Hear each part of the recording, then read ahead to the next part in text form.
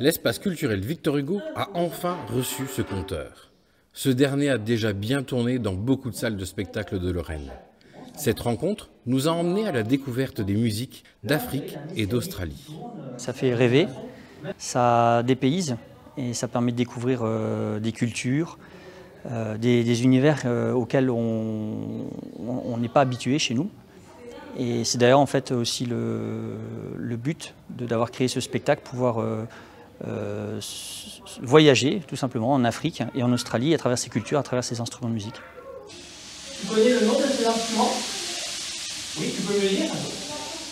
Très bien, effectivement. Les instruments s'appellent des bâtons-cuivres. On peut entendre que les bâtons-cuivres sont des instruments qui ont été conçus pour imiter le bruit de l'eau. Le voyage est une passion chez Étienne Sibyl, et quitte à rendre son travail de musicien-conteur encore plus agréable, il se produit depuis 25 ans en sillonnant la planète. Je reviens de Saint-Pierre-et-Miquelon, où effectivement j'ai pu, à travers la fête de la nature et de l'environnement, proposer un spectacle, la Note de Scott, voilà, à tous les enfants de l'archipel Saint-Pierre et Miquelon. C'est une étape parmi les autres.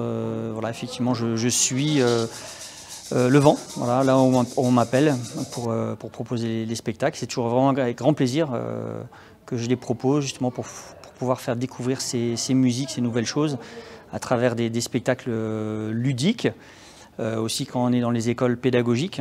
Ça s'intègre souvent dans les projets de classe, les projets d'école. Donc je trouve ça très intéressant de participer justement à tous ces projets et travailler avec beaucoup de monde. Avec plus de 5000 représentations et seul sur scène, il manie avec une aisance folle les différents instruments. Son répertoire de contes est identique à son nombre d'instruments. Ils sont très nombreux.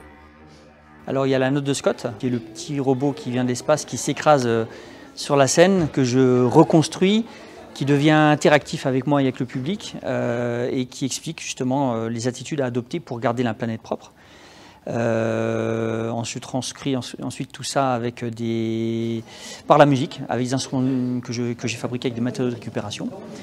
Ensuite l'histoire du jazz à Nouvelle-Orléans, qui montre tout simplement la naissance du jazz à travers des anecdotes. À la Nouvelle-Orléans, voilà, à la naissance du jazz. Un spectacle sur les musiques d'harmonie en relation avec le monde ouvrier et le monde des mines.